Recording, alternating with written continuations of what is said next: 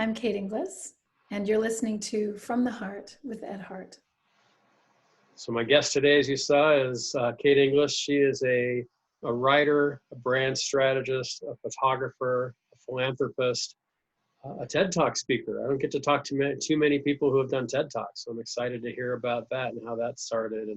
And I loved your TED Talk on parallelism. And it's a word I'd never really heard a whole lot until you said it. And I'm scared to death to interview you because you're amazing. And I'm exciting to interview you because you're amazing. So there's my little parallelism, I suppose, right there. I'm feeling two different, completely opposite emotions as we get ready to chat. Perfect. Kate comes to us from Nova Scotia. I was in Nova Scotia about 3 years ago. I've not been to the town where she lives, but I've been to Nova Scotia, Halifax, and up to Prince Edward Island a few years ago with my wife. And a beautiful part of our world. I'm excited to hear a little bit more, Kate, about your upbringing there. Yeah. She's an internationally acclaimed writer. As I mentioned, she writes children's novels. She's a photographer. She's had a very good life up until about 2007 when you had your twins, and we're going to talk a lot about that today as well. Sure. She's started an organization called Glow in the Woods, which is, to my knowledge, the first online platform for bereaved parents who have lost a child, or I think it's probably expanded out a little bit from what I've read. Excited to hear more about that as well. I've done a lot of research on Kate. I first came across Kate. I listen to a lot of podcasts, as you might imagine. My favorite podcast is called Good Life Project by a gentleman by the name of Jonathan Fields out of New York. And I listened to him. I think I've heard every one of his podcasts, two or three times. And I heard her last year on that podcast. And I just took a shot, reached out, and she reached back. And so here we are today. So Kate, thank you so much for joining us today from, I don't know, what, 4,000 miles away or wherever we are. Yeah, about that. Yeah. Thank you for having me. So I take it you're sitting up in the third floor of the old sea captain's house in Nova Scotia right now. I read on a website recently about the house. I think it was an apartment, about where apartment therapy. Work. Yeah, tell me about this place. This sounds amazing. It's great. It was the forever dream home of a Captain Bachman. And like all the money made on the South Shore, he made his money rum running during the Prohibition era. So he would fill his schooner with salt cod and sail down to Bermuda and sell it all there, fill up with rum, and scoot back up the eastern seaboard, get rid of the rum in Boston discreetly. Discreetly, of course, yes. Back home with a schooner full of cash and hopefully evade the cops on the way. And so there's a huge history here, particularly where I live in the little sort of hamlet where I live, that this place was built with rum running, and there's all these sort of great big captain's houses that are sort of dotting the shore, and a lot of rich history. That was kind of our, at least in the way that we think of piracy, if we don't count, I suppose, modern drugs. It was kind of our last golden era of piracy in Nova Scotia, and of course we were among the first as well. So, yeah. How long have you lived in this home? Just 3 years, yeah. So it's really new to us, and she's a big one. So it feels, I think when we find a new home that's new to us, we care for it. It's not necessarily ours, but we get to participate in the life. You're the steward over it at this point. That's the word, yeah. So we're doing our best to earn our place here. Well, I've noticed on your Instagram that it seems like you guys are constantly doing something, improvements or building or remodeling or redecorating or whatever. That's excellent. Sounds great. It sounds like a wonderful place to work and to be creative. It's great. Yeah, excellent. So tell me a little bit about it. I know a little bit about your early life, and a lot of your story that we're going to talk about today stems from a pretty significant challenge, I would imagine, that you and your husband have gone through. But can you walk us up a little bit prior to that? Just about, tell me, I've heard you say your life was pretty good. I mean, you didn't really have that many challenges. Reminds me of me quite a bit, that I too was raised with just everything I needed, everything I wanted. What was life like? Where did you grow up? I know you grew up in Nova Scotia, but where is it in relation to where you are now? Yeah, not far. I grew up in Halifax, which is the capital city of Nova Scotia, but still very much a small place. And I think, we don't really know how fortunate we are until everything blows up, especially if you've had what I would call a fairly uneventful life, in the sense that, we weren't particularly well off, but we were never hungry. And my parents loved me and my brother, and we had good friends, and we didn't get very many elaborate vacations, but when we did spend time together, we were often sailing or just doing little road trips, and we just have lots of happy memories. And I grew up around all four of my grandparents until, gosh, I was probably well into my 20s before they started to move on to whatever's next. And We're going to go, by the way. We're going to talk about that a little bit. I know we talked before about it, and so I'm eager to have that conversation with you. Right. Yes. Yeah. So I felt like my life was very ordinary in a very blessed kind of a way. And then my second pregnancy, I already had a 2.5-year-old son, and I was pregnant with twins, and it went terribly. I was 6 months along and went into labor and rushed into the hospital for a crash C-section. And what followed was 2 months in neonatal intensive care. Ben was 2 pounds and Liam was 2 pounds, 9 ounces. So if you can imagine a Canadian stick of butter, not an American one. Yeah, I'm not sure exactly what that is, but I have a visual. Yeah. It's not the little skinny ones, it's a big one. Okay. A pound of butter. It was sort of about that size, with little teeny tiny arms and legs the size of a man's thumb. Wow. So it was a real shock. And so Ben survived and Liam died when he was 6 weeks old. And his body was the first dead body that I had ever seen. Wow. And his death was the first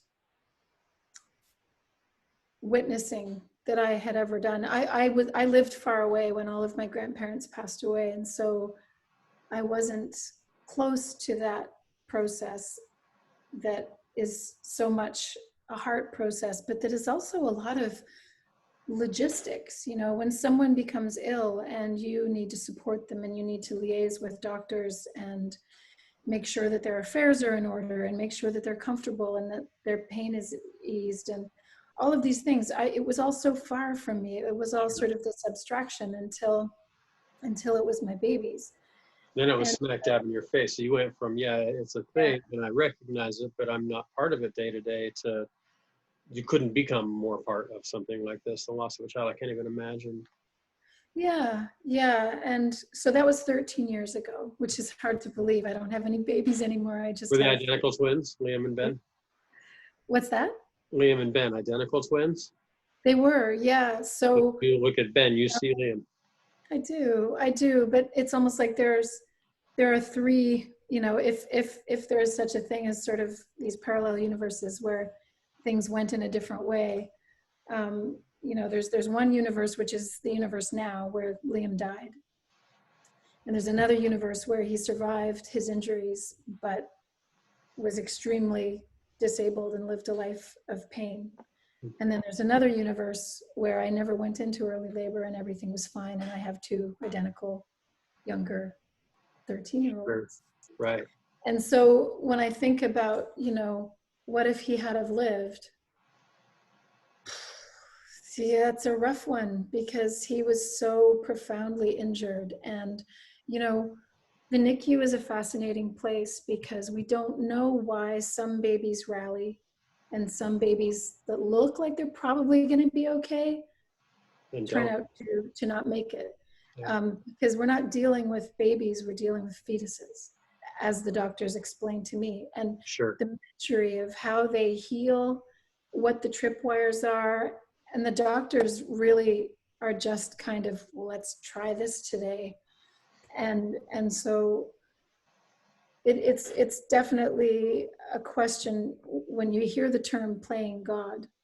Mm-hmm. A lot of the time when we talk about things like euthanasia or any of the other number of things that are such impossible ethical conversations, these are daily questions in the NICU, because most of the time when it comes to premature babies, we are playing God when we intervene to try and pull out every stop so that they keep breathing. Right. Because Because we do what we want. We want them to be healthy and we alive. want them, we Yeah. want them to be alive. And also you just never know. So they have to try. But Right. there's a big question of ethics in the NICU, because a lot of those babies, it's a terrible thing to say, but a lot of them weren't meant to necessarily survive because they're so injured. And it sounds tricky for me to use those words, but what it meant was that when he died, as painful as it was, I was somewhat reconciled to it because he had already died in my belly, and they brought him back aggressively. Okay. And there's a part of me that's like, he sort of was already gone, and they did chest compressions on a 2-pound baby for 10 minutes to get him to register barely on the scale of That's probably very difficult to watch. Well, I wasn't conscious. So, Okay. but the nurses tell me that it was the worst thing they've ever, that she was completely traumatized by watching their birth, which was an interesting moment because there was a part of me that when she told me that quietly, sort of a couple of weeks after Liam died, I sort of thought, wow, like there's something very, very, there's a muscle memory there for me that's really unusual and unexplained. And for the nurse to say it was really bad was like, wow, thank you.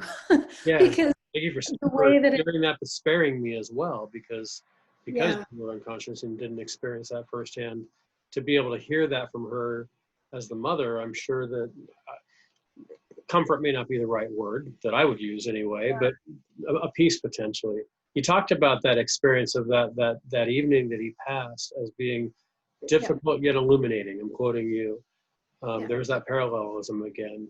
Can you talk about the difficult part's easy to understand? I think anybody who can hear this is saying, well, yeah, it's got to be difficult, but what's the illuminating side? Well, I mean, it's, I'll try to make the answer as concise as I can. So I was brought up going to church every Sunday in the Anglican church, which is like the high British church, big cathedral, singing in the choir with the big tall ruffs and everything. But my family was kind of pretty much there for the music. Like we never talked about the Bible at home. We never even really spoke much about the theology of the Anglican Church. We just loved the tradition. I think my parents just always felt like it's just a good thing to show up with your best on every Sunday and sing in a beautiful building with gorgeous stained glass and just have that pause to just sort of show up proper. That's kind of the tradition that I come from.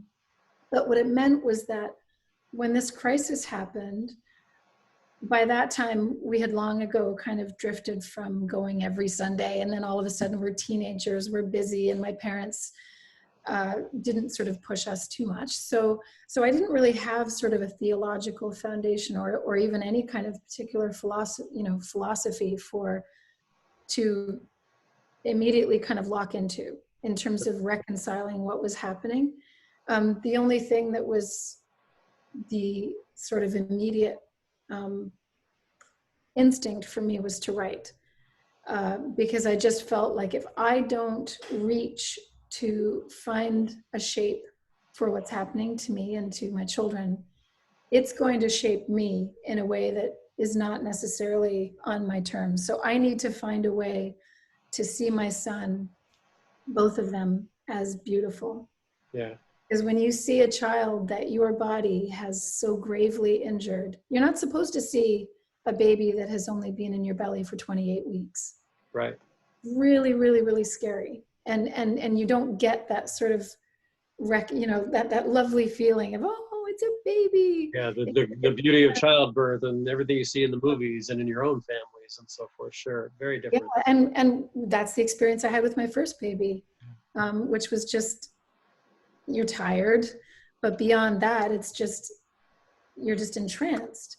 Whereas with Liam and Ben, it was just horror, absolute catastrophe. And so So you get to that point, and I don't immediately go somewhere like, oh, it's God's plan, or it's okay. Like, I didn't have any sort of scaffolding Right. with which to process what was happening. And so the night that he died, he had water on the brain, and he had been deprived of oxygen a long time the day that he was born. And so he was just, everything was just so damaged. And I've never prayed in my life, Hmm. but they took the ventilator out because they knew that he was going to die. And they called it, they brought us in after we had just left, because we had to go home and be home with our toddler. And they brought us back and they said, he's not going to make it. So you need to come in, and we will make sure that you're here when it happens, basically. Yeah. Like, that we want him to be with you. We want you to be with him. And so we went in, and they took out the vent, and then it was 12 hours of waiting for him to sync up his brain and his heart, because he would stop breathing for 10 minutes, 20 minutes, but then his heart was still going slowly. Yeah. And so the nurse kept coming in and kept saying, I'm sorry, but he's not gone yet. And then he would sort of come up for air again, as if he were, coming up from a long ways under the ocean, and gulp. And it was just dreadful. I mean, you're not supposed to be okay with your kid not being able to breathe. Right. So yeah.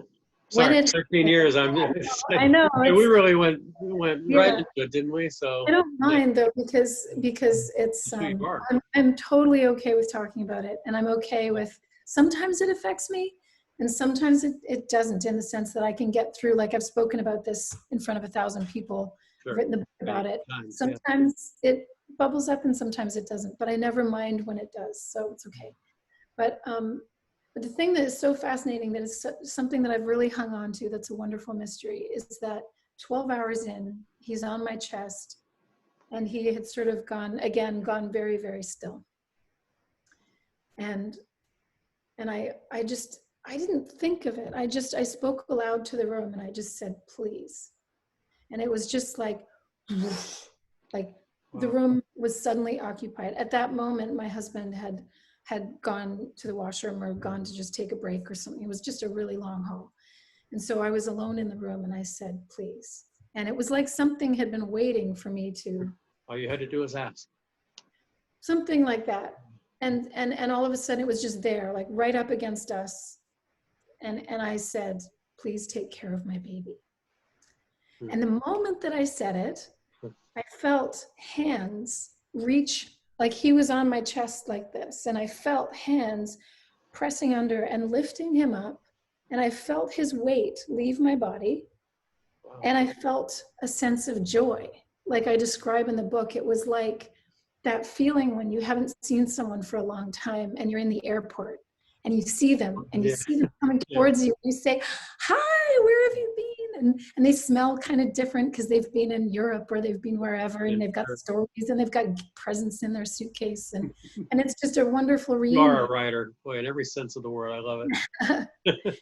Yeah, but that's the feeling that I had, but it wasn't my feeling. It was like witnessing another person's.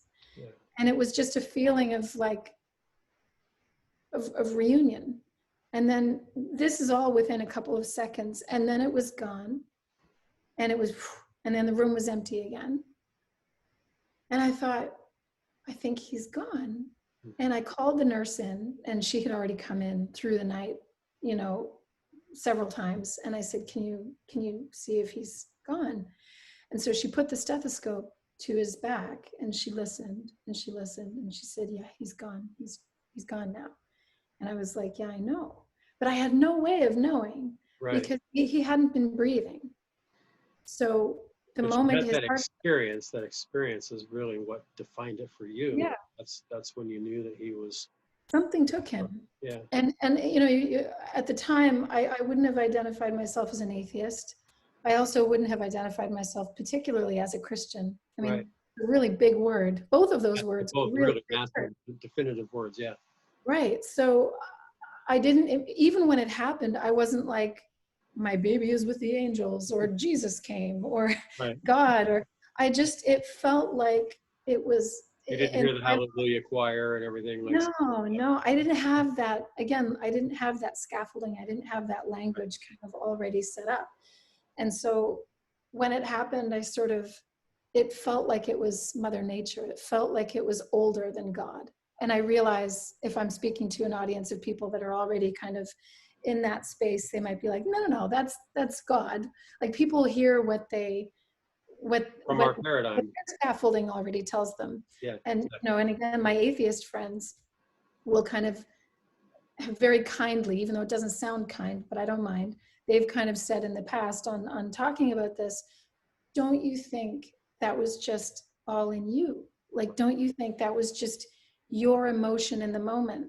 And I was like, no, it wasn't, because I had no way of knowing that was, there was no sort of, and then he stops breathing. Like, there was I had no way of knowing. He would not breathe for 20 minutes at a time throughout the night. So it's a wonderful mystery. And I guess I feel like for a couple of years after he died, and I don't think I'm the only one that's had unexplained sorcery that has kind of surprised and come up, but I felt very much accompanied, and I felt like he was accompanied, and it's puzzled me, and I've done everything I can to sort of resist putting a name on it, because I don't need to.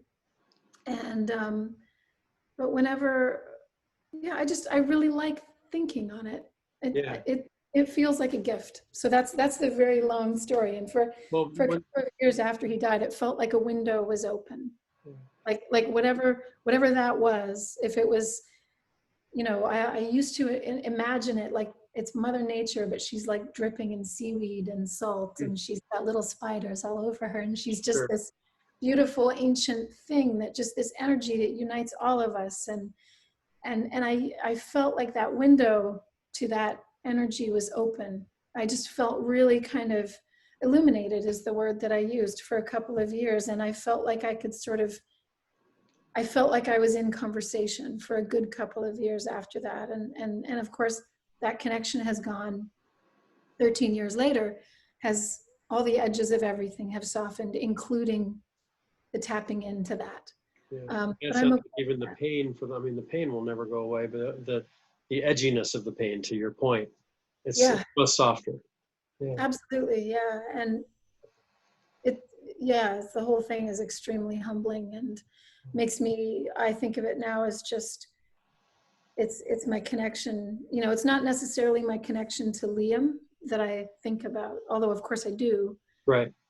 The something that's even more powerful is the connection to all the other mothers and fathers that have held babies as they pass. Yeah. The connection to all of us in terms of figuring out, how do we get through loving each other so much and wanting so much for each other, when we are the only animals on the planet who know that we only have so much time. Right. But we don't know how much. Yeah, we don't know what that finish line looks like. Yeah, that's our sort of the riddle of our sentience. We're pretty clever, but the price we have to pay for being this clever, for being this self-aware, is that it's not a matter of instinct, like a deer running and darting when they hear something.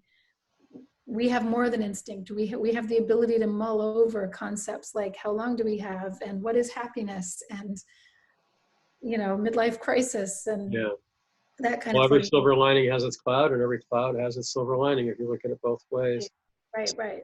So many questions come up for me, and I've got 3 pages of notes that I might not even look at, because, and I probably won't. When you and I first spoke, and we got into a really good conversation, and I shared with you the other night that I almost wish that I could record the original phone call when I talk to a guest, because oftentimes that goes so well. It's like, man, I just want to recapture that. Yeah.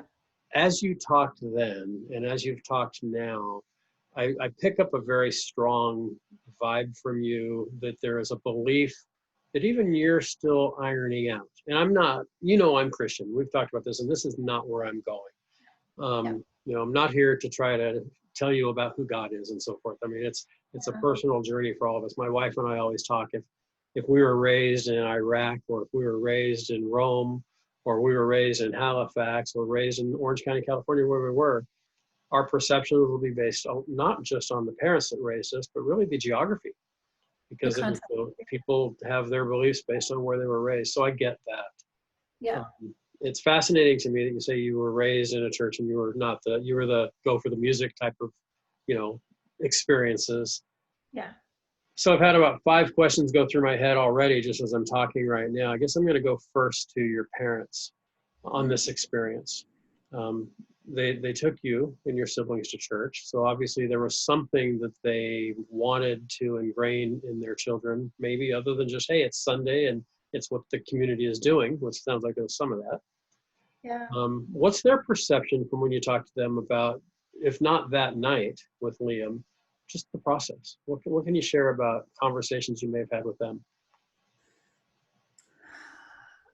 I feel like they took us to church because they wanted to instill in us our British lineage.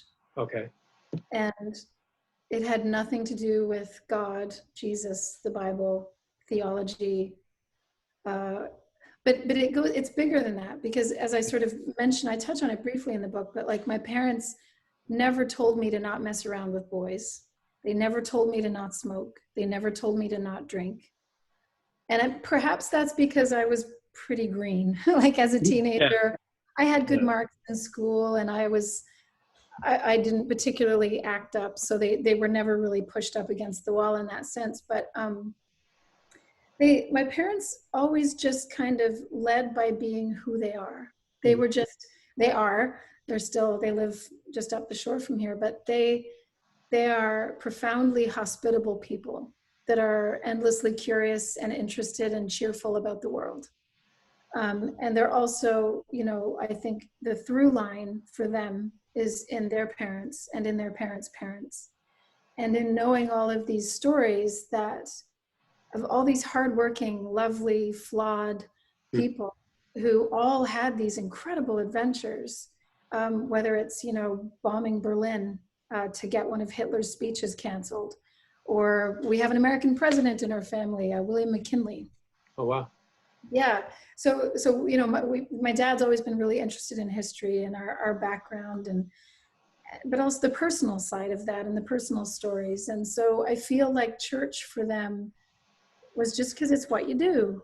Right. And I think in the Anglican church, in the British tradition, at least from my experience of it, you go for the music, you go for the tea. You don't really talk about the theology sort of Monday through Saturday. Right. It doesn't really sort of come up in life. At least, I think maybe in some other sects, like other Protestant sects, I think there's more of an ongoing or a daily or a call to prayer. Maybe Catholics are more like that. But yeah, for us, it was just like you go to see people, you sing in the choir, and it was just a tradition that we all really enjoyed. Yeah. But like my parents never sort of talked at me about anything. They were just always super invested, and they still are. They sort of want to know everything. Sure. And in a really like kind of a way, not in a gossipy, but just loving and supportive, and you're there, and And our sort of our most important thing, like I said, was kind of our lineage, our family, and food was a big thing, and how we come together around food, and the importance of certain kinds of respect and certain kinds of, and how you show up in your language and your treatment of other people. And so really my parents always just embodied small c Christian values without the Bible, I guess you could say. Lived a Christian life without calling themselves Christian. Yeah, that's kind of how I see it. Yeah. And Go ahead. Well, I was just going to say when Liam and Ben kind of landed in the hospital, again, they didn't have much to say about it, like in terms of rationalizing it, or here's how you should think about it, or look to this particular. There's a plan, a lot of people would say, sure. Yeah, but or trying to even fix how I felt. like they never sort of said, you really need to like Mm. look at this in a particular way, or you need to not be so sad, or they never said boo about that, but they just showed up and they scrubbed in, you know, Yeah. they literally rolled up their sleeves and they were like, we want to hug our grandkids. Yeah. Without even flinching, without blinking. They were just there and always proud and always smiling. And that's like, my parents just kind of always taught and parented by just showing up like that. Yeah. What have you learned about grief through this process? And how do you look at grief maybe differently than you might have, or how you might have thought you would have? Well, I never thought about it before it happened to me. Sure, you've had this, Yeah. not fairy tale, but close to fairy tale of life, much better than many. Well, I mean, I think we are all unaware of something until it happens to us. Right. I guess.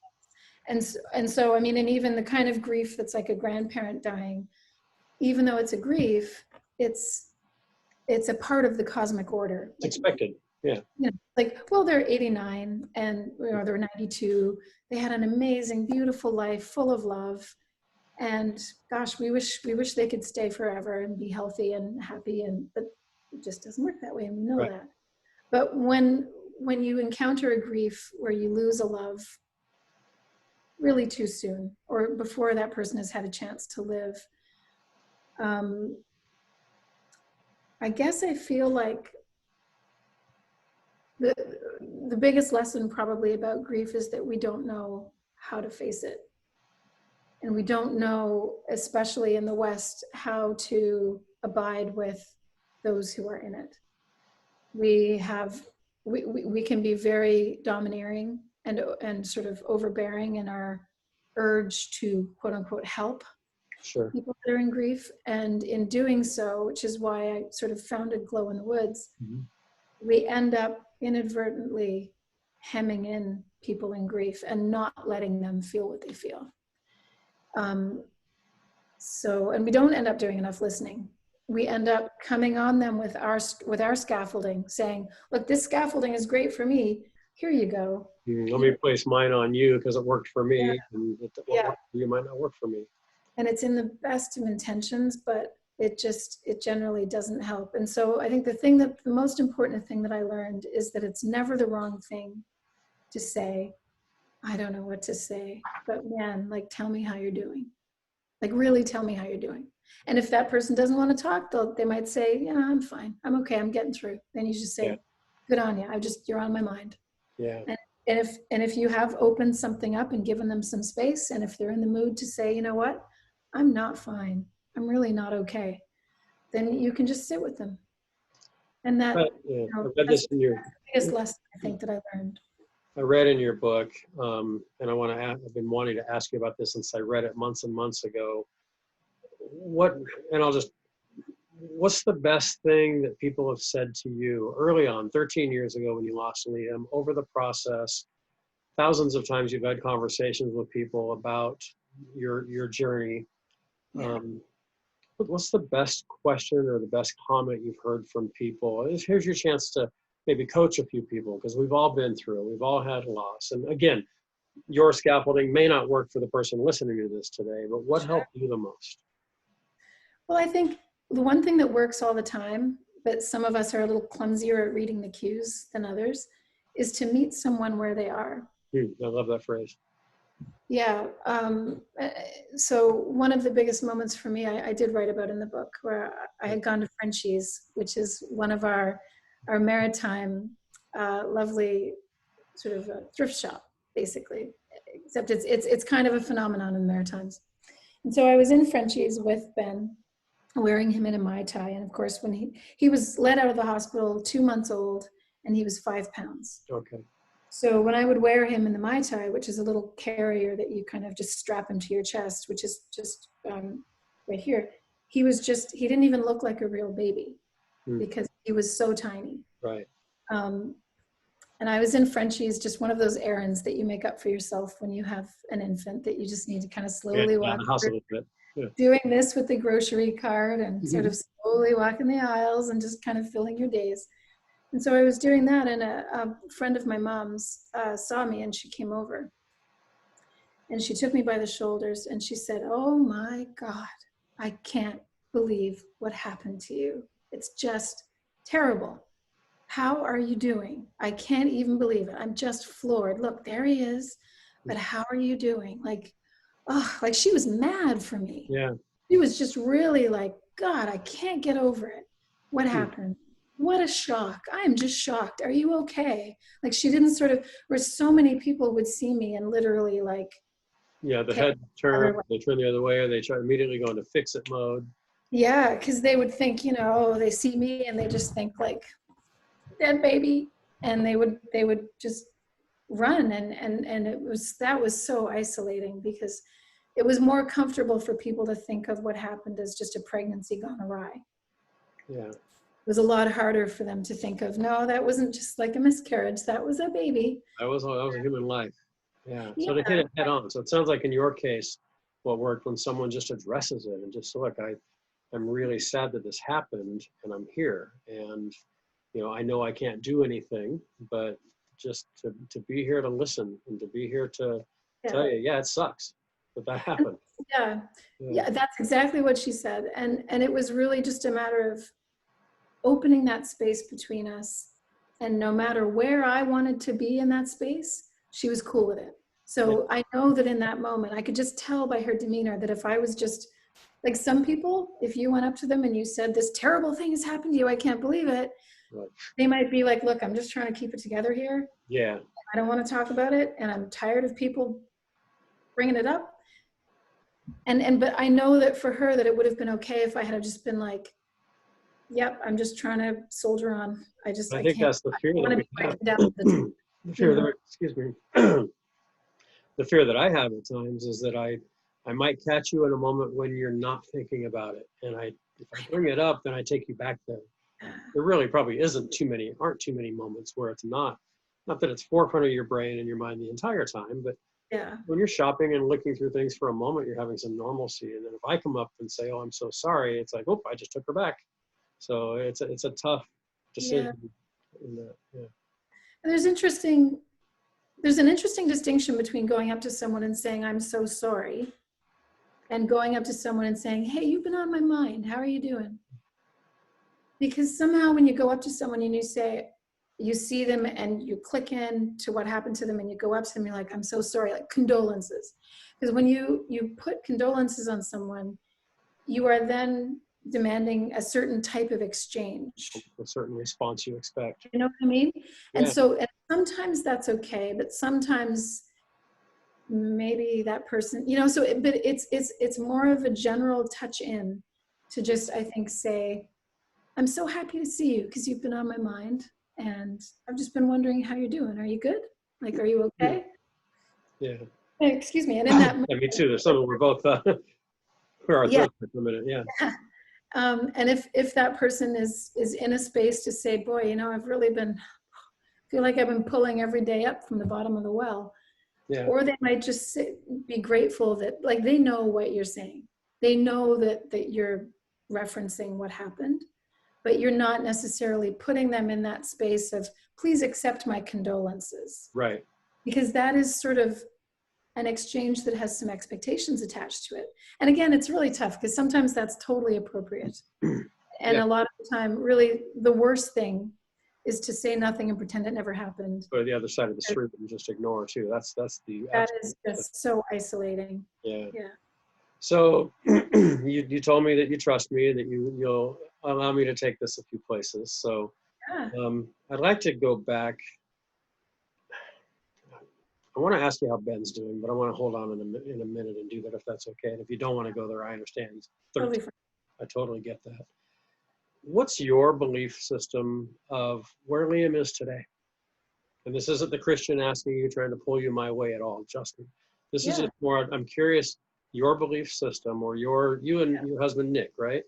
Yeah. I'm assuming Yeah. you guys are somewhat on the same page. You guys seem, from the little I've Yeah. read and how you've talked, that it's, the chemistry is amazing. When you guys talk about Liam in your pillow talk nights and so forth, where is he? Well, this is a bigger story. All right, cool. I'm ready. But totally okay with. Yeah. But so Ben and Liam's dad and Evan, my older child, we split up. How many years ago? Like 8 years ago, I guess. Okay. He lives close by. We are super close, and he's an amazing person. We just, I think, kind of struggled a bit after losing Liam, and it's That tough. happens. When that happens, the rates of this are Absolutely. That's phenomenal. high Yeah. after infant loss. It's tough. So we went in different directions, but we are still like super tight as a unit.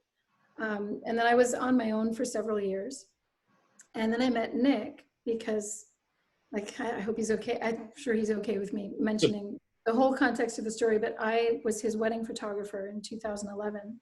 Okay. And I didn't know this at the time, but he had married his wife when she was in remission from cancer. Hmm. And then a couple of years after that, she passed away. And then I sort of saw him again at a Christmas gathering and recognized him from the wedding that I had shot a few years prior. Sure. But I also knew that his wife had died. And I was just absolutely floored by that news, of course. And so I went over to him and immediately was just, because You when got to you're, be the other person now. You got to be the comfort yeah, person rather than that's the right. company. Yep. Yeah. Because when you shoot someone's wedding, it's the three of you all day long. Yeah. Like, you are shadowing them, you see the love, you see the family, you witness everything. Like, it's so intimate. It is. And so I had that experience of the two of them. And we immediately we were sort of heads together, and I was talking to him. He was talking about Jen, and I was talking about Liam, and he knew about that aspect of my story a little bit. So, you know, Evan and Ben and Liam's dad, Justin, we talk, and we have our sort of shared experience that we have that is really precious, I think, to both of us in really unique ways. And then Nick and I have our own ongoing conversation based on him having lost his wife, and having watched her just suffer and really struggle, which, of course, a loss, all of our losses are so different, right? Sure. So cancers, We can both lose the same person and see it completely differently. oh, there's so much. There's this sort of sudden cancers to the person who jogs every day, and then 2 months later they're gone. There's the 10 years of cancer that is just this exhausting, painful thing for everyone. And then there's the accidents that take people, and then there's the, so even I feel like within grief, there's so many different ways into healing, and there's so many different languages we need. Like, having an infant in the NICU is very different from having a stillborn baby. Right. So it's the emotional attachment and everything too. It's tremendous. Yeah. But I think really the one thread, no matter what kind of loss or struggle that we face, is how do we grapple with love and loss? How do we keep seeing the world as beautiful when it's not fair? It's just fundamentally not fair to see a baby die. It's just bloody backwards. It's awful. And it's also awful to see your young wife in pain. Sure. And it's also awful to have to say goodbye to a 92-year-old grandparent that was like a second mother for you. Yep. So when it all comes down, no matter what the logistics were, what the details were of that story, we all ultimately have to figure out how to carry love forward when people are sort of enter into our life and leave our life. And it's that riddle that I really hope that the book Notes for the Everlost, I really hope that it kind of helps people to find those common threads with each other and realize that they can help each other sort of figure out their own scaffolding, and that we can figure that out with each other. Yeah, that's done that for me, because from the time I read it, we've lost a brother-in-law, we've lost a parent, and then another parent, my mom and my wife's dad. A couple of friends have died by suicide. And then just friends who have lost loved ones. It happens all the time. And now with the COVID crisis and with all the things going on in our world today, So much. there's tremendous loss. I don't know if I heard your answer about where you think he is now, but I get Right. that the journey is I had amazing. to kind of, Yeah, I no, had to go no. back and sort So, of okay, correct. do I go to the next question, or do I drag her back and ask that question again? So where I am now, I think I grew up not religious, but attending. Yeah, spiritual And is a word you and I used before. sure, but I wouldn't even say spiritual Okay, because going to church every week was not spiritual for me. true. It was just tradition. It was British cathedrals, Checking the boxes. you know. Yeah, excuse me. And then there was a long period of my life that I didn't, it sounds funny to put it this way, but I didn't need spirit because my life was just chugging along. I was having a great time. I was in my 20s. I was kayaking and skiing and living out west in Vancouver and having, developing my career. I'd gotten my degree and having a lovely time and sort of in that very sort of dumbly fortunate way. And then boom, Ben and Liam happened. And I had to think about like, wow, what do I believe? Because I've generally been kind of blank, just kind of blank. Like I wasn't, there is Not no, like cruise control, but not really having to think about it because it wasn't yeah, faced. yeah, like it wasn't that there is no God, but it also wasn't that there is God. It was really just, I love the way that a polished pew smells. I love the light through the glass. I love the old carols. So they died, and after that, I started to more actively curate. How do I feel about this? So writing was a big part of it for me. And I think my instinct initially was to say, okay, well, where I want to start in terms of how I process this is, let's say that all there is dust. Because everyone I knew, most people I know in my circle are do not attend church. Like for whatever reason, where I live Goes and back to the upbringing and where we are, and that we tend to be a product of our environment sometimes. Yeah, so most people my age don't attend, and my parents still go, and I still go. My dad like arranges music for the choir, so every now and then I'll sort of go for a Remembrance Day service or something that he's doing. But I didn't, none of us are particularly drawn to go to church, at least not right now.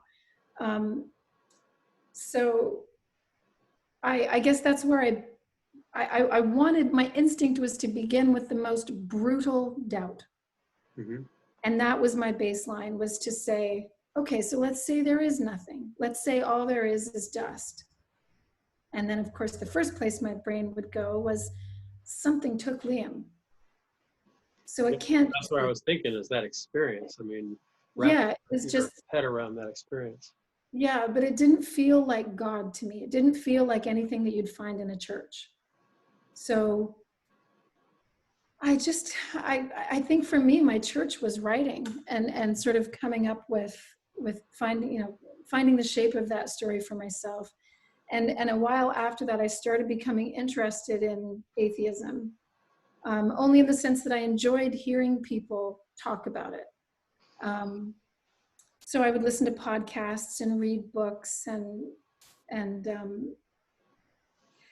I think I found myself very much drawn to the kind of science-based mysticism that is kind of like, look at all the marvelous, incredible vastness of what we don't know. Like we know so much, but we don't know so much more.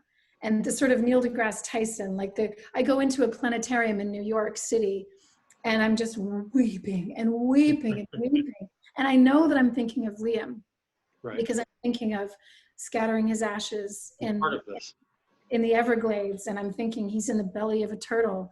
He's in the ecosystem again, and that we're all connected, and that all of us are trees, and all of us are birds, and I realize how woo-woo this sounds, but it is sort of physically true and physiologically true that we are essentially, this mashing, roiling, great big sort of ecosystem of carbon that keeps recycling itself in various forms. And that to me felt very, very sacred and beautiful.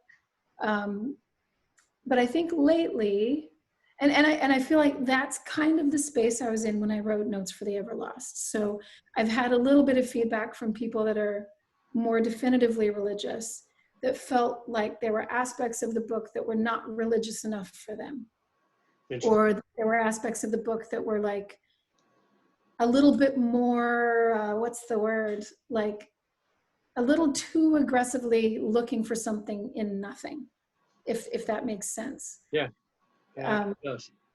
And I absolutely defend that. I think it's really important and also really beautiful for me. And so I hope that that tone came across. But it was never sort of an anti-religion. Like I'm not, like I do have friends that are like, I would never set foot in a church because maybe they were brought up in a really hardcore pressure kind of family environment or something.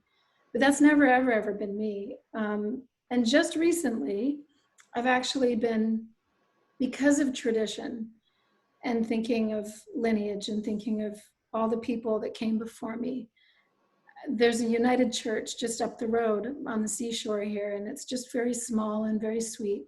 And I've lately been thinking, like, wouldn't that be nice on a Sunday morning to bring a mug of tea and go to the church and sing some carols and just kind of be in that space and have that moment to reflect. And so I feel like I've done a little bit of a full circle from, I feel like I will start going back to church at some point, but because of where I was born and the family I was born into, I don't necessarily see that it's not necessary to call it one way or the other for You're not me. drawn back to it. You're more looking at what could be, or you're evolving. And evolving is the wrong word. Yeah. And I want to edit that one out.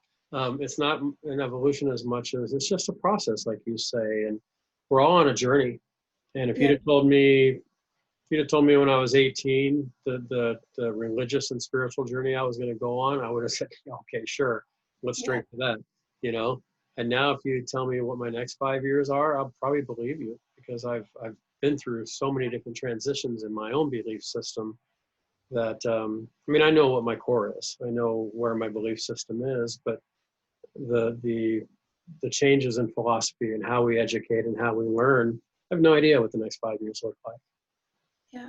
Yeah, it's good to be open in that way, I think. Yeah. And I think for me, a big part of it, we sort of made our pact over email before this to not get into it. And I'm not saying we should, but there is so much turmoil in the world right now and so much uncertainty. And I think that is honestly playing a role for me in terms of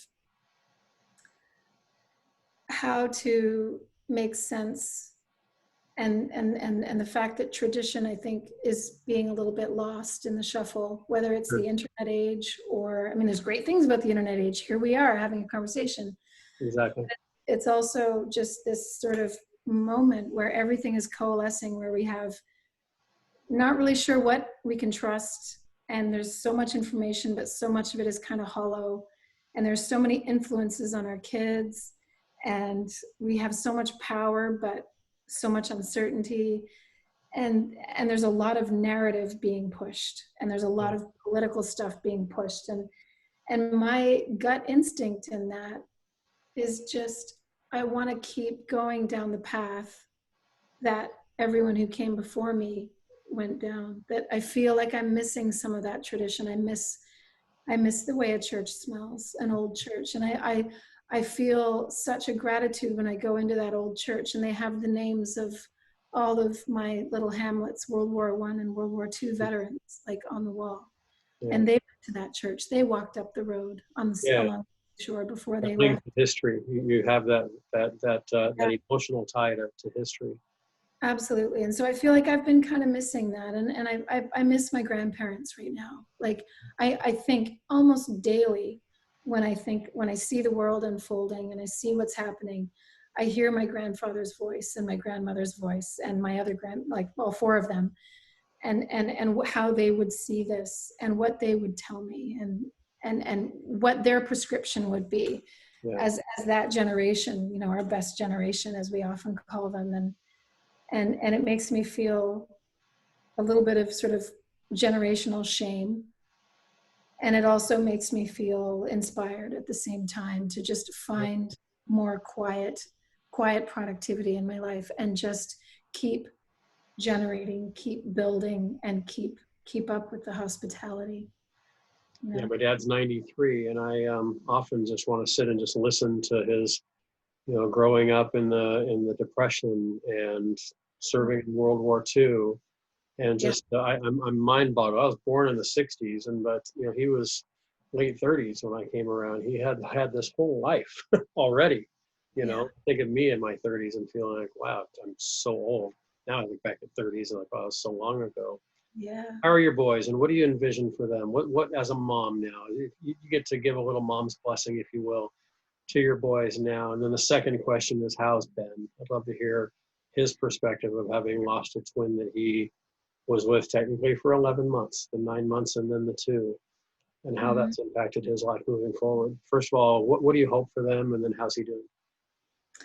I hope, it seems a bit odd, but right now in the world, the thing that we are trying to impart the most, and by we, I mean all of us, like our extended family that includes, obviously their dad is like super amazing and like super connected, and we're all super connected. But I think what we are all on the same page about, we're on the same page about everything, but the most important thing to me feels like I want to instill in them a healthy skepticism. That's the most important part. Don't be this kind of open-mouthed consumer for whatever the world is telling you, about who you are, about what the expectations are of you.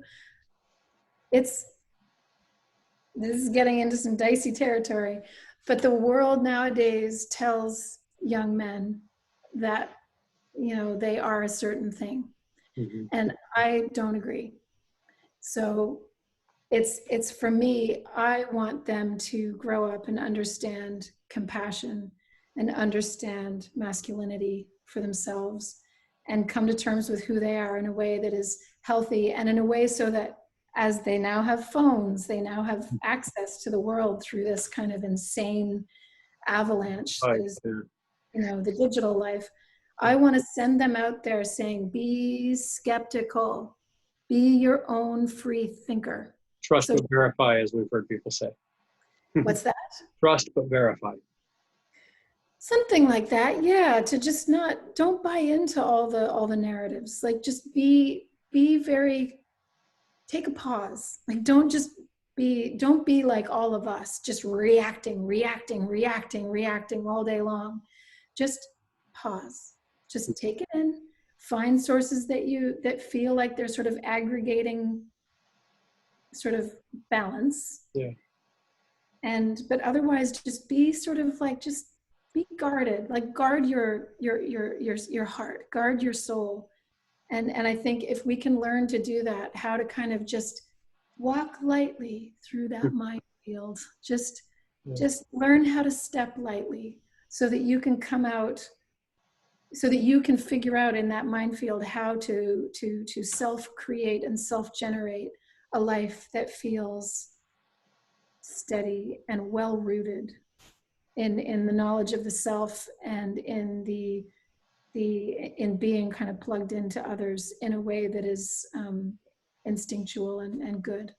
When you're raising them in an area where that's a little bit easier than perhaps maybe where I am in the hustle and bustle of Southern California versus, I've read about, in magazines and other sites where I've read more about you and talked with you a few times. You're in an environment where maybe, because of the hustle and bustle and the iPhone and everything, we can access everything in the world instantaneously, whether I'm in Nova Scotia or Los Angeles, California. But the pace around us definitely contributes to our ability to step back and reflect. And I appreciate that. I think that's what this time frame, these 3 months now of quarantine and stay at home have done for me. And I've heard a lot of people, and I talked to a wide variety of people from all over the world through this process, through the podcast and other things that we're doing, that most of us have used this as that time to really, it doesn't really matter where we live right now. My house could be in the woods in Nova Scotia right now because I'm in it most of the time. So it really doesn't matter where it physically sits today. And it's giving me that blessing of being able to pause and reflect and really process and contemplate, what do I want for my grandsons? I have 7 grandsons.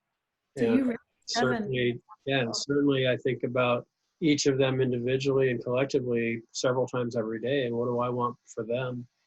And they're all young enough that they're not going to be, I believe, negatively impacted and influenced by what we're going through in our society right now, but also old enough that they are a product of the influence around us. And I love what I've heard people say. This is a time, and I'm sure that your boys are seeing this as well with you and your ex and with Nick and the relationship there. This is a time when our kids are going to look back, in my case, grandkids, and say, how were mom and dad or how were grandma and grandpa during this time of this great pandemic? You know, were they stressed about economy, and were they constantly, looking into the laptop at their accounts and their money, and were they stressing and worried?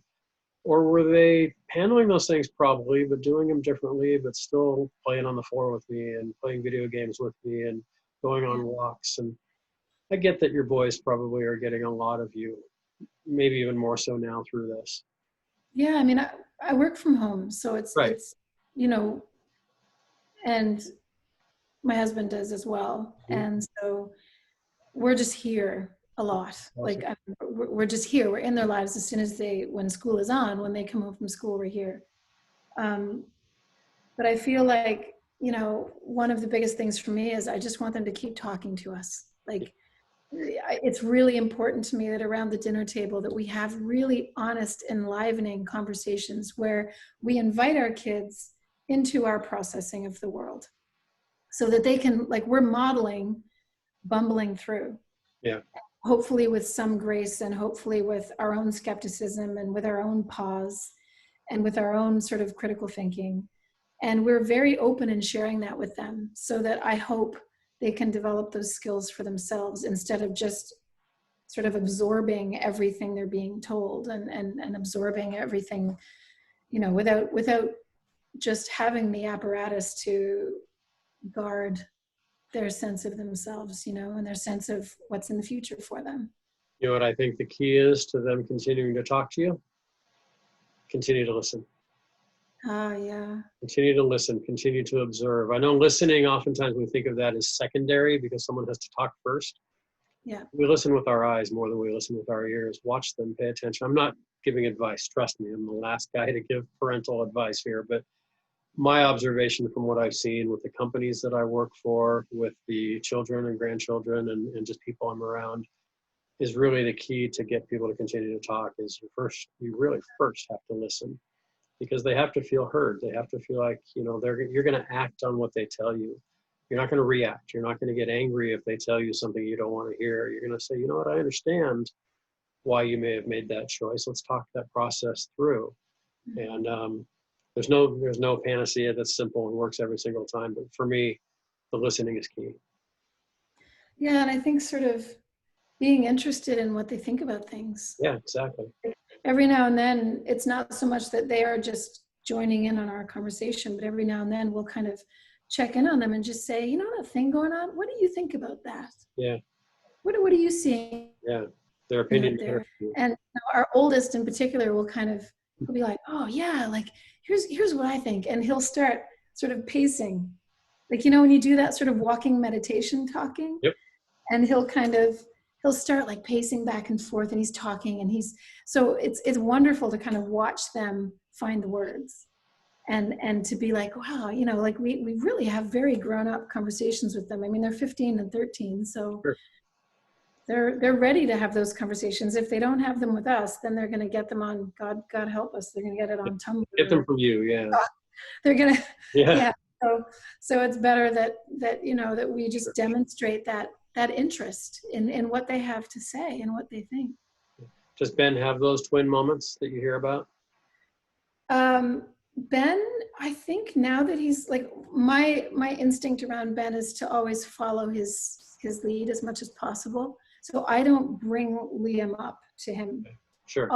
All that often. Every now and then, like on his birthday, I might sort of say, like, we're all really, actually it was this year I did it. And I thought, I feel like that's the last time I'm going to do that, because I feel like his birthday needs to just be his birthday, Sure. you know? But every now and then I might just say, oh, and we're thinking of Liam today too. And we all kind of go, oh yeah, you know, and we all sort of have our moment. But I'm okay with him. Like when he was younger, it came out a lot more. Yeah. So he would sort of think of Liam as being like his invisible brother. Hmm. And he Yeah. would tell people about him. And so it was really, but I think the way that we always were with it is he knew that I'm a writer and that I'm writing about it. And he knew that, again, like I shared my process with them to a degree that was appropriate to their age. So obviously when Ben was 4 years old, I wasn't talking to him about death necessarily in the way that I would, quite frankly, talk Maybe to not the him. way you would today, but in just a different way. Like you write for a 4 to 8-year-old differently than you would for a 50-year-old. Exactly. On the So, same topic. but he's great. I mean, for a 2-pound baby, boy, we got out of the NICU by the skin of our teeth. You know, it's a lot of kids that are that little end up with vision problems or learning problems or chronic lung issues. Sure. And he was just feed and grow, and you'd never know that he was a preemie. So he's great. There's a quote that is attributed to you that I love, and it is one that I really want to talk about. I don't want to keep dragging it back to grief and everything, but because so many people who are watching and listening, all of us have grief in our lives. All of us have had this experience, and unfortunately, I've heard our pastor and others say there's 2 types of people in the world: those that are going through a challenge and those that are about to.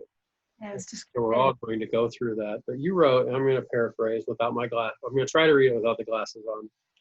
When we lose someone we love, we've got to relearn how to love, communicate, and abide with them, with the mysteriously vanished. There's beauty and companionship in that learning. Mm. Can you describe that process for you? Well, when you're a mother of a dead child, you're still their mother. Yeah. But they're not here. Mm-hmm. I'm still my mom's son, and she's not here. Yeah, that's right. So you have to kind of figure out how am I Liam's mother? How do you mother a child that's no longer with us? You have to have a relationship to that presence in your life, even when that presence is absent. You know, I'm sure that when your mother dies, you are still her son, but your relationship to her, it's not that it doesn't end. Right. It becomes a different kind of a conversation that you bring more inside yourself, and it takes on its own life. And more beautiful to a certain extent, because I really only remember the good. That's right, of course. And I think it's just, it can only be a good thing to care for that conversation. Like you would, there's a piece that I just wrote in a Buddhist magazine called Animal Husbandry for Dragons. Hmm. And it talks a little bit about, you know, if you imagine grief as being this dragon that has kind of taken up residence inside you. And it's very uncomfortable for the dragon as well as for you. Neither one of us are where we want to be, yeah. Spitting fire, and it's very hot and frightening. And it makes you spit fire. And how do you acclimatize to one another when the dragon doesn't want to be there and you don't want it there? But here you are, and it's there now, and it can never leave. So Animal Husbandry for Dragons, as a title, is about this idea of, you know, if we think about what animal husbandry is, which is the care of animals, right, which involves everything from brushing them and feeding them and making them clean, or helping them help themselves to be clean, to helping them die. And it is a bit of a messy business. But you also have to make sure that dragon has a clean space. You have to make sure that dragon has room to roam without just hating it.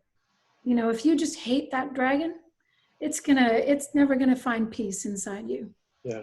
And it's going to torment you. It's going to manifest in bad decision after bad decision. It's going to get you stuck in a rut. As opposed to, if you can learn how to look after that dragon, you know, we think about you have to look after your pain. And if you can figure out how to do that, then the pain just turns into a kind of a heat that doesn't sear you, but it starts to become a generative heat, right? We would all die without heat. That's Yep. the first indicator that you're gone is that you become cold, right? Yeah. So we need the heat of pain, and we can turn the heat of pain, any kind of pain, into a generative kind of an engine that can be friendly inside of us, that can be okay. And I really believe in that practice. And some days I'm better at it than others. But I think it has a lot to do with when you feel that kind of pain bubbling up, that you're okay with it bubbling up. It doesn't mean anything about you, and it's nothing to resent. It's nothing to hide from. It's nothing to, shove under a rug. It doesn't work anyway. So yeah, you just kind of think of it as, I always try to think of it as kind of learning to cohabitate. Yeah, interesting. I appreciate that, because it's an uncomfortable feeling that none of us want. It's a feeling we're all going to have. And to learn how to cope, coping isn't really the right word, to learn to coexist, to use your word, I think is good. I often think of these podcast conversations. I usually tell my guests at the beginning, and I didn't today, but I try to think of this as just two friends having a cup of coffee and a conversation over coffee. And I feel like I want to order a second cup because there's so many places we haven't gone yet. Can I just ask a couple of why questions? Yeah. Why do you write?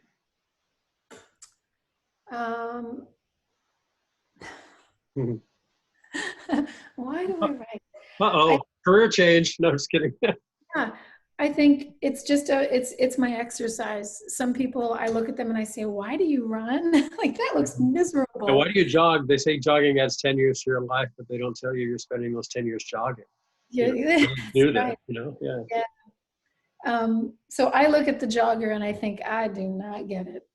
But I know that when they're not moving and sweating and they're at home and it's been too long and they get that kind of titchy, like they get that sort of unpleasant sort of electric thing, and they're like, God, I just need to go out and I gotta sweat. Yeah. And those kinds of people. And I guess for me, that's what writing feels like, is if I go too long without exercising my imagination, I get titchy. Okay. Why did you start Glow in the Woods? Tell us about Glow in the Woods, and then why did you start?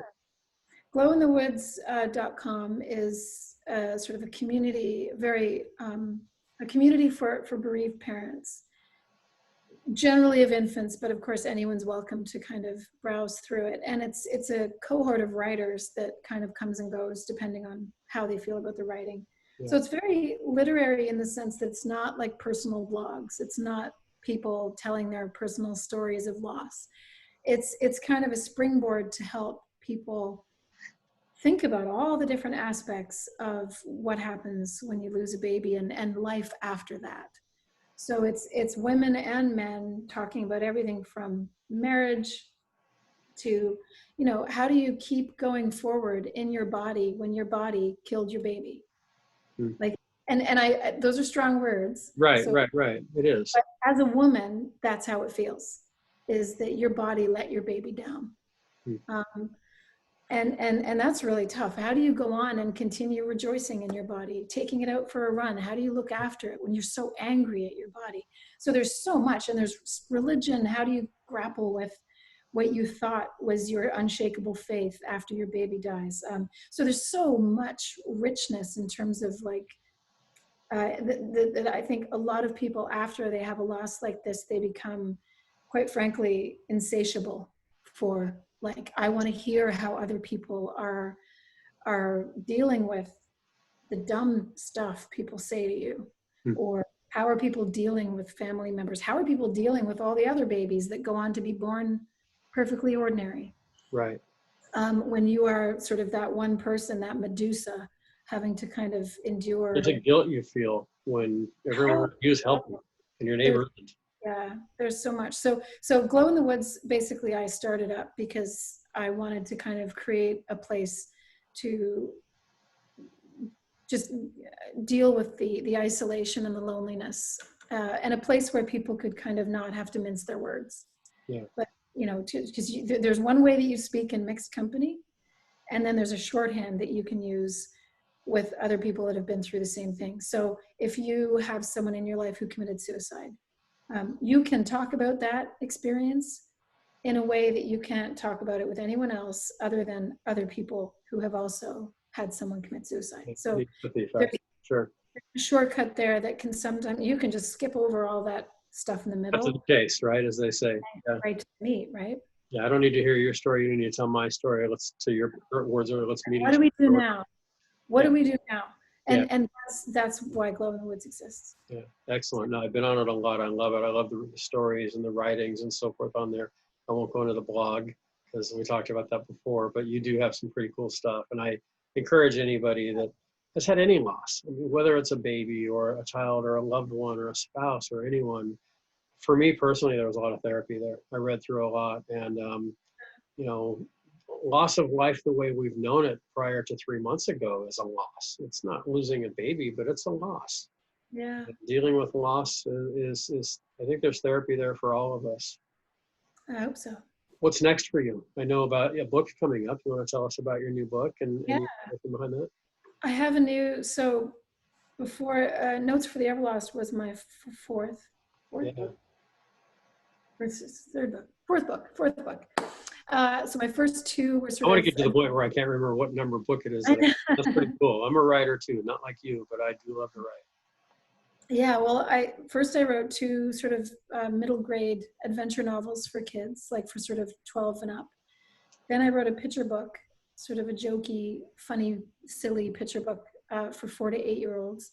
Then Notes for the Everlost came out, which of course was adult nonfiction. Yeah. And this September, I have another picture book coming out that for me really feels like the timing is really lovely for everything that the world is going through right now. It's called A Great Big Night. Mm-hmm. And it's, again, another picture book for 4 to 8-year-olds. And it's about these 3 frogs that travel through the woods and sort of give concerts to all the other animals, musical shows. And it's sort of about the healing potential in the community of the performing arts and the value of it. And I really feel like we need those 3 frogs right now so badly. Yeah. So that's coming out in September, which is really thrilling. And I've also just finished my first adult novel, which is, will it ever exist? I don't know. You invest years of your life writing, and it's with my agent right now, and she will either do this or this in terms of like, can I sell this or can I not sell this? And it's such a weird world right now in terms of literary aspirations. It's very tricky for publishers to try to figure out what's going to fly and what's not. Yeah. So my fingers are crossed. I'm hoping I should be hearing from her any day. And then if she likes it, then we embark on a long time. There's another journey now we're on. Querying and hoping and submitting it to places. And so I really need to move on to whatever's next. And well, I hope your book tour brings you to Southern California sometime. Oh, that would be amazing. Yeah, that would be awesome. Yeah, you talked a little bit before about that nerve-wracking moment of hitting send when the attachment to the email is your book and it's going to the agent or the editor. What's that feel like? I mean, I know my feelings. I've done it a couple times, and even with the podcast, we're done here. I'll record, I'll edit it, I'll put it together and post it. And it's not quite the same, but there's still a little bit. People like this, but at least with this, it's more, I hope they like Kate and they're going to love you. I don't care if they like me, they're going to love you. But what's it like when you hit send on that? And now you're waiting for the feedback. You feel like a kid in the back of a car. Are we there yet? Are we there yet? Like there you go. Like this annoying, like I'm kicking the seat. Like, have you started reading it yet? Have you started? Have you started? And all this time, the whole world didn't stop for my book because my world stopped waiting for you to read my book, right? Yeah. Yeah. You just feel really super neurotic, and your brain. One day you'll think. I think it's pretty good. No, I think it's good. And then the next day you're like, I'm the worst human fireplace, right? That ever. Like, I couldn't write my way out of a paper bag, and then the day after that you're like, I think it might be okay. Yeah. It might need some work, but I think it might be okay. And then the next day it all cycles through again. And so you just feel very neurotic and unsure and And right now I'm at the kicking the back of her seat. Kind of waiting for the there yet. Trying so hard to be cool. And just fingers crossed. And again, like it's such a head game to be a creative person, to be a writer or a singer or a musician, or to do anything where you are hoping to get that, to be ordained as worthy. And Well, I'm eager to get a great big bed in my home, because we have bedtime stories with our grandsons here and our grandsons that don't live here. So I'm very excited to get my autographed copy when that comes out sometime. I'll be happy to send you one. I appreciate it. It's a very sweet, my first picture book was very sort of silly and boisterous. And this one is very sweet and poignant. And so and the illustrations are just off the charts. So I picked up on that when last night I was on your website. And so I gave blood a couple weeks ago, and the American Red Cross right now, when you give blood, sends you a t-shirt if you want to. And I got mine in the mail yesterday, and I'm not wearing it now, but the t-shirt says we're all in this together. So last night I get my mail, I come home, I go upstairs, and I'm getting ready to just settle in to do a little bit more research about this conversation and a few other things to tie up my week. And I put the "We're All in This Together" t-shirt on, and then I go on your website and I'm scrolling down, I'm reading about your books, and I'm reading about A Great Big Night. And then I see this illustration that says, of course, "We're all in this together." I got chills. That was pretty cool. Great. So yeah, it really applies to what's going on in our world right now too. We are all. Well, it does. In the book, there's a big storm, and everything gets kind of destroyed. And so music is what brings everyone and rallies everyone back together to help rebuild. And that's where we are. Yeah, no, being neurotic, just waiting for the response. I love it. Yeah, well, that's where we are in the world. Exactly. You're right. We have to figure out how to come back together again, and how to move forward. And I mean, what is it to even be positive nowadays? I'm not sure. What is it to listen? Because who do you listen to, and how do we engage with each other? And it's the world's in a lot of pain. Yeah. And the timing just feels right for this particular little story. That it's a little hopefully a shot in the arm for joy. Well, we need more people like you who are doing things like that with that in mind. And I really appreciate this time with you, and I wish we could go another hour, and maybe after we stop hitting record, we'll continue to talk, or maybe we'll talk another time in the near future. I don't want to keep up with what's going on with you and with family and with your career. What's the best way for my listeners and viewers to reach you if they want to pick up your books or get information to you or what have you? Well, my website is just kateinglis.com. So, and we're going to put that up when we post this podcast. We'll put that in the notes as well. Yeah, and we could put a few more links up. I'm on Instagram and Twitter, and I've got an author page on Facebook, and so there's lots of ways to get in touch. Yeah. Excellent. Yeah, and to sort of stay up on the news as to when the books come out. All of my books are on Amazon and available online. Yeah. So I have two last questions. Okay. Second to last question is the essay question. Did we leave anything out? Is there there's so many places we could have gone. Is there anything that you hoped we would talk about that we didn't get to? You can just say no, that's fine. But if there's anything that we covered some pretty great ground. Covered some ground. This has been amazing. I've enjoyed every minute of this. Yeah, likewise. All right, then let me ask you my final question. The name of my podcast, you said it at the beginning, is From the Heart. My last name is Hart. It has a multiple meaning to me. License plate on my car is a heart, the number 4, fam biz, because I do a lot of family business work. That's my day job. Right. Yes. Most of the people I talk to are family business leaders and owners. Not all, but most. Yeah. So with that said, Kate Inglis, what's in your heart? Buttery crumpets. What's in my heart? Stomach. Honestly, it's the joy of coming together with people and good conversation and delicious food and always finding my hope there. I think what's in my heart right now is just that affinity of breaking bread with people and knowing that even underneath all the turmoil that we see in the world right now, that we are all fundamentally seeking joy.